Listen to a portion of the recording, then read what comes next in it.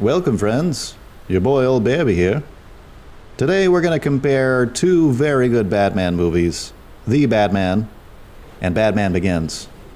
One by Matt Reeves, the other by Christopher Nolan. They were both excellent, but we want to find out, we want to get to the bottom of this question today. Which one was actually better, The Batman or Batman Begins? And I have here with me today none other than Tommy B. Tommy B, you're on the line. How are you, Tommy B? Yo, what's up, my brother? I'm doing great. How are you? I can't complain. I mean, I am on a desert and everything, but... Yeah, I'm still looking for you. I'm in my ship. I'm gonna find you. Just hang in there, Bearby. Okay, I'm gonna hang in there. Tommy Bear's here with me today, and we're gonna get somebody else on the line here. Let's go ahead and get him on the line. We're gonna spoil this movie like crazy, obviously, but both movies, if you haven't seen them. By the way, spoiler alert for both movies, The Batman and Batman Begins. If you haven't seen them yet, we are going to spoil them like crazy. But let's just call this other guest I have today. Let's get him on the line. Hello? Bruce. Batman here. Not to worry, Batman. We know about your secret identity already. I mean, it's practically all in the comic books and all over the movies. You're Bruce Wayne.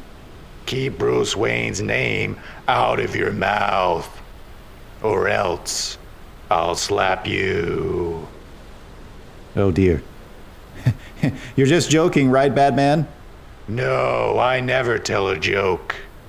That's the Joker that does that. And that's why I have to chase after the Joker constantly. To make him stop telling jokes. To make him stop laughing.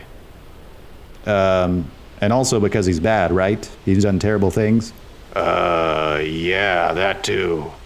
Anyway, let's dive right in and try to answer this question, or at least ask the question many, many times. Which one is better, The Batman or Batman Begins? Tommy Bear, what do you think? Your thoughts? Let's dive right in. You put me on the spot there, Bearby, but that's okay. I have some notes prepared. First of all, I think The Batman was a good movie. It really was. I don't know if it was better than, I don't think it was better than Batman Begins. It was darker, it was grittier. Not as gritty as Grits, but it was gritty. Them grits, though. We like them grits, don't we? Yes, we do. And Batman Begins really sets up the other two movies great. This movie stands on its own better, but it isn't doing as good a job setting up some other movies, in my opinion. I'm looking at the bigger picture, Bearby. Yes, bigger picture stuff. Can I just say something? Yes, why not? Go ahead, Batman. It's your show. I mean, this is all about Batman. What do you got to say? You know how in The Batman, there's that scene where I basically say, where the character who's playing me basically says, I am the shadows? Well, that's the way the Batman is. It is the shadows. Whereas Batman Begins is only like shadows. Do you understand what I'm saying? Not really. But go ahead. What else? Batman should be dark. Okay? He should be dark. There's no question about it. This is a darker Batman than we've seen. And this is the way it is, because the streets are dangerous, and you gotta become a monster like the others around you. That sounds scary. You know what's really scary is how good Colin Farrell did at the Penguin. I couldn't even tell that it was Colin Farrell under that makeup. Wow. Why are you screaming? Bruh, that's kind of his thing, you know. He kind of screams a lot. He's Batman. That's what he does. Okay, I want question again. So you like Colin Farrell as a Penguin. What else, Batman? Bruce Wayne wasn't a pain. Bruce Wayne handled things well, considering he wasn't Batman. Right. Bruce Wayne isn't Batman, even though we saw it in the movie that he was Batman. Riddle me this, Bearby. Why are you so scared to admit the Batman is better? Catwoman was excellent in this movie. I watched an interview of the actors, and Zoe Kravitz said that her father, the legendary musician Lenny Kravitz, said that basically this is the Catwoman, and I agree, but at the same time, I don't think it takes anything away from Batman in this movie. Right, exactly. I agree with that. And can I just say something about the music? The music was wonderful. The music was perfect. I can't complain at all. Nirvana was an excellent choice. See, I kind of have to disagree with you there, Batman. Not about Nirvana. Nirvana's excellent. I agree with that. However, I did feel that the music was a little bit repetitive. It felt like the same. I know that there's basically variations on a theme. There's variations on a theme throughout with that main musical score. I get that, and that's important. But the individual songs didn't feel different enough. And every time Batman appeared, it was the same music playing, basically.